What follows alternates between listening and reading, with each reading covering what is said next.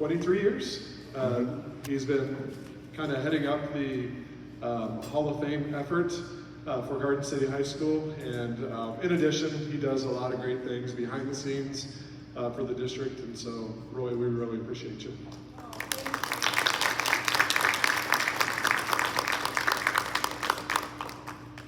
Board of Education members who are present, please stand to be recognized. They include Randy Ralston, Nathan Heck, and Mark Hind. Thank you for being here.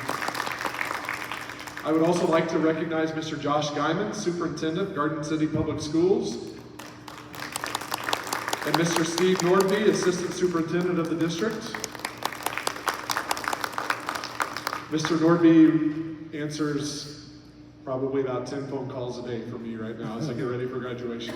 He always answers, and he always answers text too, so thank you, Mr. Nordby. In 1984, an idea was conceived whereby past graduates of Garden City High School might be honored for their accomplishments. This idea was brought into action in 1985 when the first members of the Garden City High School Hall of Fame were inducted. In doing this, we show that GCHS produces graduates that are second to none.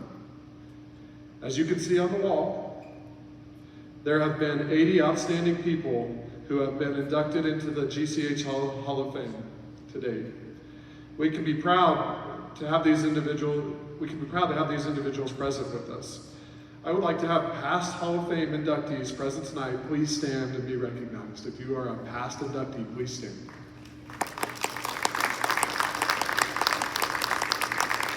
Thank you all for being here. Each year, we add 2 more distinguished graduates to the GCHS Hall of Fame. Tonight, we are honored to induct Rosemary Corbett of the class of 1978 and Dr. Julie Onis Stoner from the class of 1991 into the Garden City High School Hall of Fame. I would like to have Steve Quakenbush come up at this time to introduce Mrs. Corbett.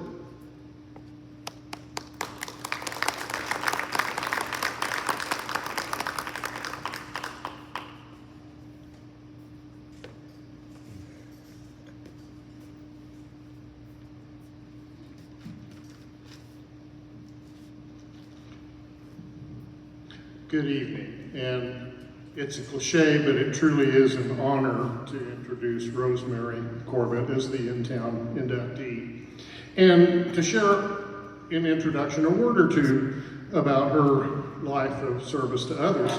You know, when asked if she would consent to be nominated, Rosemary said, "Oh, I haven't accomplished anything," and she said something like she didn't have a big stack of degrees, and she didn't have a bunch of certificates, and she didn't have any letters, you know, after her name. But there's something Rosemary has done that nobody else from Garden City, or anywhere else for that matter, has done.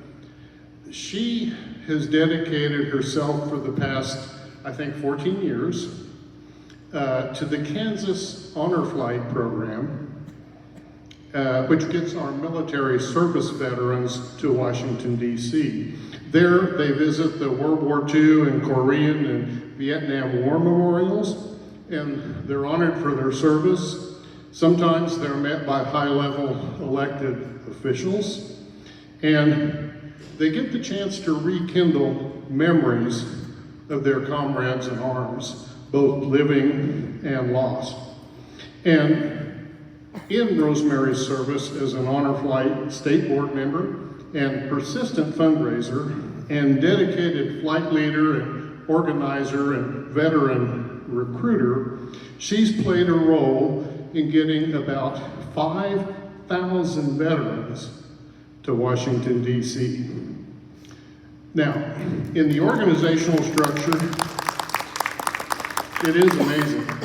You know, in the organizational structure of the U.S. Army and the Marine Corps, a company is generally made up of about 100 soldiers, and a brigade is comprised of about 5,000 troops. So this dedicated 1978 graduate has taken 50 companies to Washington, D.C. to be honored for their service as sailors and soldiers. Just think about that. That is an entire brigade. Now, there's a little more, and I won't go on and on. Rosemary's on my board, and I have to talk, so she doesn't like us. Nobody likes me to talk too long, but she's also served for quite some time on the Finney County Historical Society Board of Directors and a few terms as president. She served the Garden City VFW post until its closing days.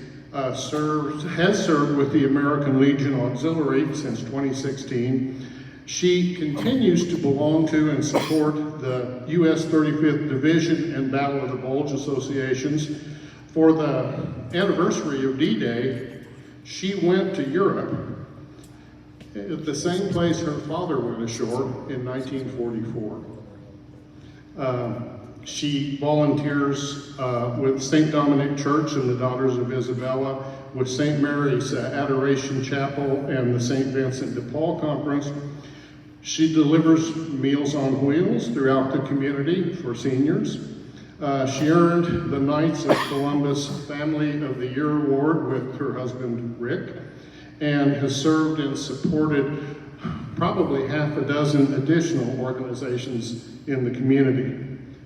Well, you know, plenty of people from Garden City High School and elsewhere have earned honors and recognition for their many successes and accomplishments.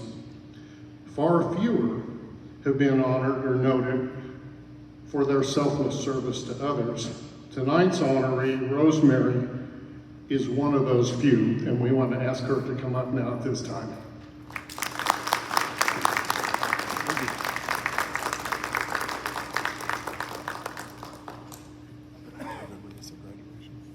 And it's my honor to present you with your plaque.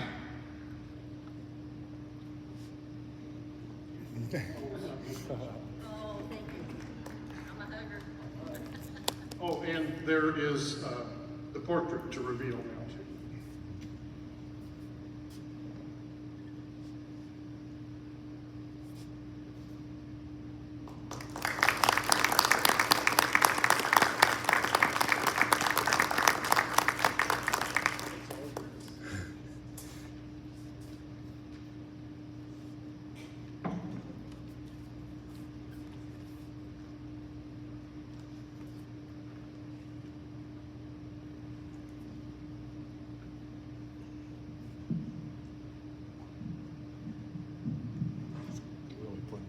Sorry. I'm not afraid to talk to him right there. Okay. Can I just take a moment to be honest? Although I am extremely humbled to be chosen for this honor, it has been a somewhat stressful experience for me. I can talk about Kansas Honor Flag, 4-H, my Catholic faith, my parents, my children and grandchildren, any day, any time. But talking about myself, this has been a challenge. Also, coming up with this portrait of me, with the possibility of hanging on that wall in perpetuity, that was at the top of the most recent challenges. I've been anxious about this speech, but I have received many reassuring comments. The encouragement from family and friends has been overwhelming and greatly appreciated. So here goes. First, I would like to thank Steve Quakenbush for nominating me. As he said, I was a little reluctant, and when he called and told me that I had been chosen, there was dead silence. I said, well, I suppose I should be thanking you. But, yeah, okay. So I'd also like to thank Father Warren Steckline, Janet Cox, Mike Van Kampen, and Pat Richmond for writing letters of recommendation validating my life's volunteer work, and to the Hall of Fame Committee for my selection as the local inductee. This honor is nothing I ever imagined happening when I left the halls of the former high school building in 1978. I also wish to acknowledge my complete pleasure in sharing this year's induction with Dr. Julie Omis Stoner. A fun fact that Julie and I have in common is that we both grew up 20 to 30 miles northeast of Garden City, adjacent to the Mennonite Road. I have known the Omis family since Julie was very young, not only from our country roots, but also in sharing our Catholic faith at St. Dominic Church. I have never lived outside of Finney County, Kansas.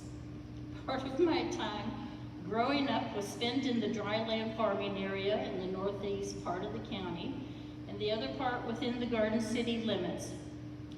I haven't felt the need to move anywhere else yet. I am most interested in exploring American historical sites and museums, especially those right here in Kansas, but also around the country. With Kansas Honor Flight, I have traveled with World War II, Korean War, and Vietnam War veterans to Baltimore, Maryland, and the Washington, D.C. area 34 times, and we see the same sights every trip, but amazingly, I learned something new each trip. I have traveled overseas to Italy, Belgium, and Luxembourg, and will be going to France in mid-July. Now I lost my spot. I will be going to France in mid-July to visit sites my father was at during his service in World War II as he fought in the Battle of the Bulge. This trip will start where he landed on Omaha Beach in July of 1944, and then on to the small towns he and other American soldiers liberated from German tyranny. I share this to make it clear that staying in Garden City has not limited my experiences, but it has provided a comfortable and safe environment to live in. When it comes to thanking others who have brought me to this place in time, the list is endless. But most importantly, I must give all the glory to God and then to my parents, Martin and Mary Ellen Hushka, who were most influential in my life. I am the 6th of their 7 children, and my dad was almost 41 years old when I was born. I have 1 older sister and had 4 older brothers, with 1 that has passed. There was a 5-year gap before I was born after the boys, and then my younger sister. I am guessing my mom was a little relieved to have a quiet little girl after those 4 boys, though she never said so. My parents gave me my deep and rich Catholic faith, taught me to love God above all else, how to love and appreciate family and friends, and sometimes just tolerate and forgive others. Furthermore, they set the example to give of themselves for the benefit of others without expecting anything in return. Since my dad fought in the front lines of combat, but came home without any injuries, he was eternally grateful and used that gratitude to give back with a purpose. He set the example for me to volunteer by serving on the Jenny Barker and St. Dominic school boards, being active in the Knights of Columbus, Senior Center Advisory Board, and delivered Meals on Wheels after he retired until he was 90 years old to, as he would say, the old people. He also was elected and re-elected to the Finney County Commissioners, serving a total of 20 years. My mother volunteered at her children's schools and at church, and each summer grew a very large garden where I spent countless hours working and learning from her. I always admired and have not lived up to my parents' hard work ethic. If you knew me in my younger days, you would agree that I was quiet. I believe it was through my 11 years of 4-H activities that I found my voice and learned how to speak in front of others. Thank you to so many mentors during my 4-H years. county agents, club leaders, project leaders, other club members, and parents of 4-H'ers. Also, thanks to my school teachers at Jenny Barker Elementary, St. Dominic Parochial School, A. Hubert Junior High, Garden City High School, and Garden City Community College. With 14 years of Kansas Honor Flight experiences, I could have written a book, but I was too busy to take any notes or remember all the facts. I do have many treasured photos though, especially my infamous mugshots. I learned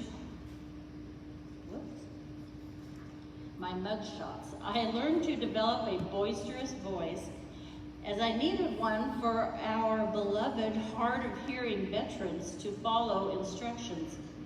As a result, some of the titles I have earned from them are Mother Hen, Captain, Spice Girl, Rosemary, Drill Sergeant, Mail Call Lady, and most recently, Sergeant Thud. As my granddaughter would say, if you know, you know. Other titles I am proud to claim include an American, Kansan, Finney Countyan, Garden Cityan, Army veteran daughter, farmer's daughter, descendant of Western European immigrants, daughter of parents who lived through the Great Depression, and the best title yet, Grammy. Besides Kansas Honor Flight, I am extremely proud of my involvement with the St. Vincent de Paul Society, Daughters of Isabella, American Legion, and Veterans of Foreign Wars Auxiliaries, Battle of the Bulge Association, 35th Division Association, and Finney County Historical Society. I never thought of myself as worthy to be placed in that row of other inductees. Among some of them are friends, neighbors, mentors, and a few of my worthy classmates, Brian Babcock, Ross Myers, and John Pinniger. Others have seen the value of my lifetime of volunteer work as something to be noted. I was just being me, doing what I felt God called me to do and enjoyed all of it, along with striving to be a good daughter, wife, mother, and friend. To all my family members who don't all share my high level of enthusiasm for volunteering, I couldn't be prouder of you. To my children, Audrey, Kevin, and Emma, and my grandchildren, Shay, Gavin, and Clayton, I love you all very much. To my husband of 36 years, Rick has been quite a trooper along the journey. My mother thought he was a saint, marrying me with 2 small children in tow, and not having a clue when he married me as to what extent of volunteering he would be convinced to participate in, talked into helping with, or volunteered for. Rick, I would take this journey with you again. Often we are given opportunities to make choices that not only better our life, but also the lives of others around us. Take advantage of these opportunities without expecting anything in return. For me, that usually is not a difficult choice because I am always rewarded with many blessings in return, blessings that were never imagined by me in 1978. Today, I ask that you never take for granted your freedom to live, work, play, worship, and speak freely in this, the most blessed country in the world. I encourage you to do your part in choosing a passion and trying to make the world a better place, even if it is a small slice of it. Thank you.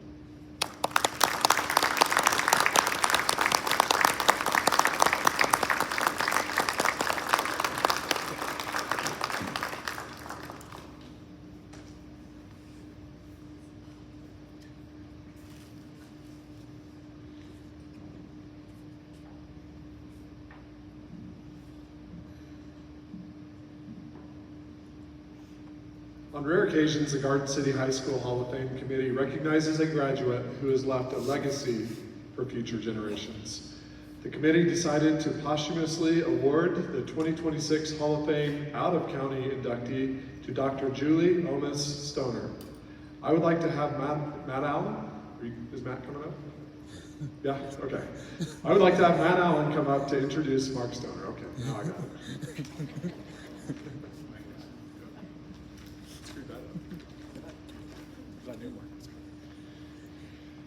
It's my pleasure and honor tonight to give some introductory statements about Garden City High School Hall of Fame inductee Dr. Julie Omis Stoner before turning it over to her husband, Mark.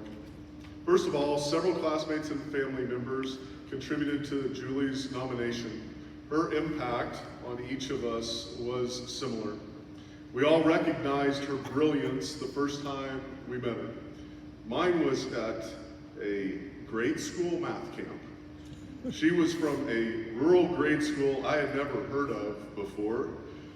My grade school must have had really poor math scores because I didn't belong in that group.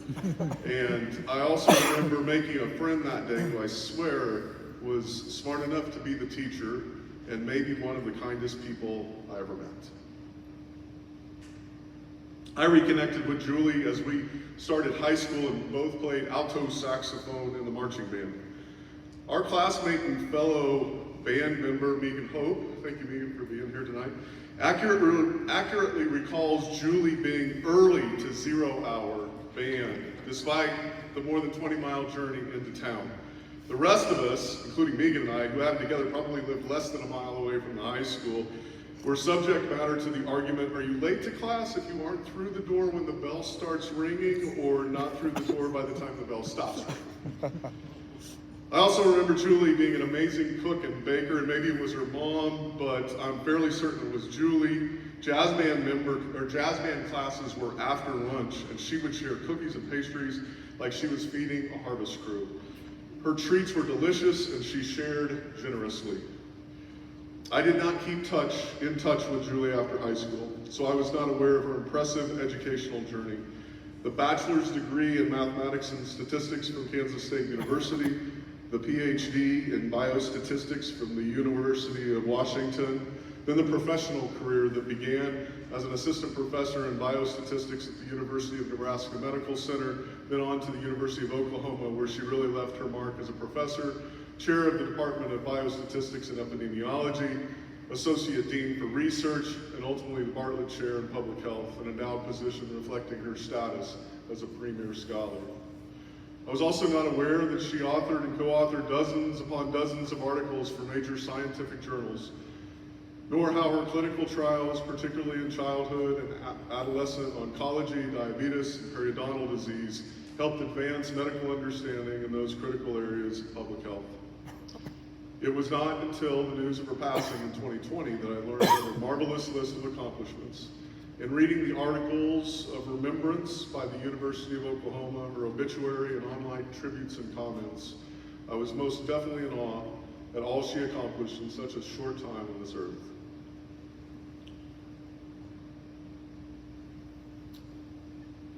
What stood out most is that she continued to be the same Julie, and the comments revealed that, leaving lasting impressions on people with her kindness, her generosity, as much as her brilliance. Megan's support letter summarized it best. Dr. Julie Stoner was one of the kindest spirits and most brilliant minds to come out of Garden City High School. Simply knowing her expanded my own vision of possibilities for a farm girl like herself and for all of us. Those of us who knew her are still gutted by her absence, but her achievements should be an inspiration for GCHS students for years to come. She is a most worthy inductee of the Hall of Fame. It is now my pleasure to introduce Julie's husband, Mark Stoner, to speak on Julie's behalf and in her memory. Mark is a graduate of the class of 1990, which meant that he was an upperclassman to Julie and the rest of us in her class. Now, it's a universal truth that there's two kinds of upperclassmen. The type you steer clear of, and the ones you remember because they were kind and they checked in on you and they made sure that you were okay. Mark was the latter, and he too exhibited kindness and generosity. albeit in a little bit different way than Julie, heavier doses of humor and a panache for mischief. But nevertheless, Mark as an upperclassman was one of the good guys and who you aspired to be like when it was your turn to rule the hallways of GCHS. Mark, it is my pleasure to welcome you back home for this occasion.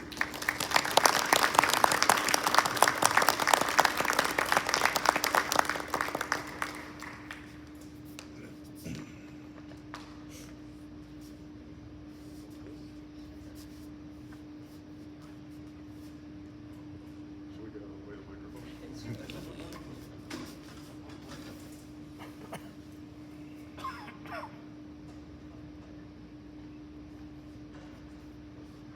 Sorry, Roy.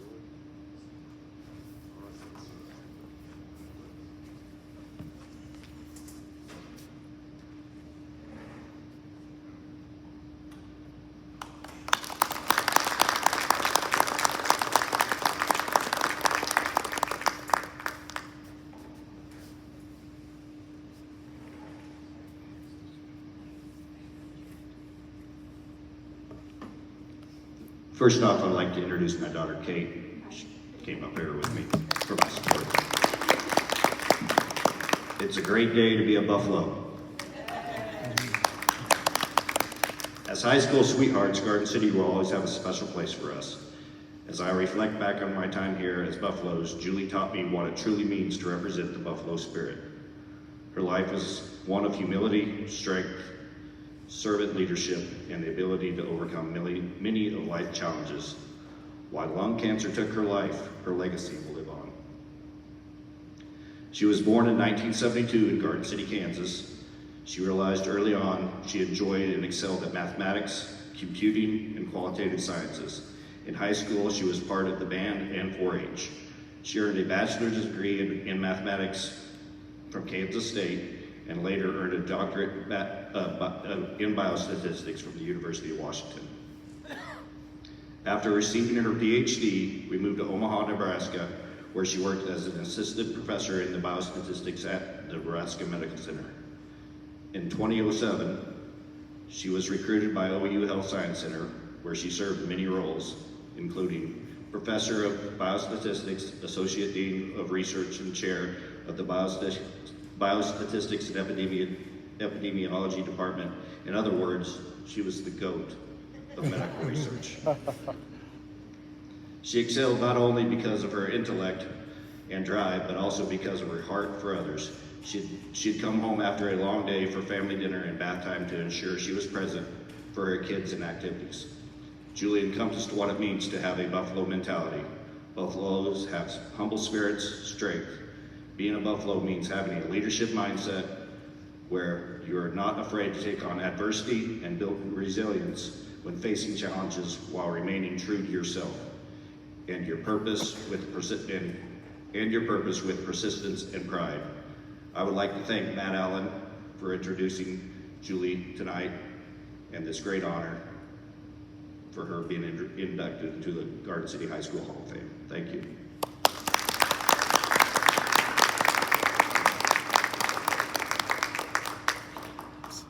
I'll pass it over to Mr. Ming. That's right, they're both brothers.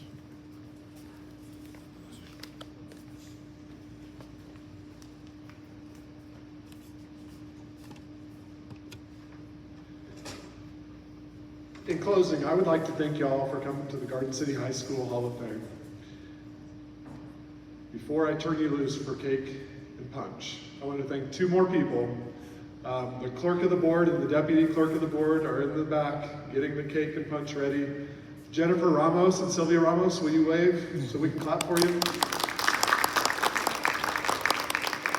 Along with Roy, those ladies do a whole lot to make sure that this event happens every year, and we really appreciate their hard work as well. Thank you again for making it a great day to be a Buffalo. Thank you for being here. We're so glad that you're here. We're honored that you're here. Stay and talk, take as many pictures as you'd like. Have a good evening.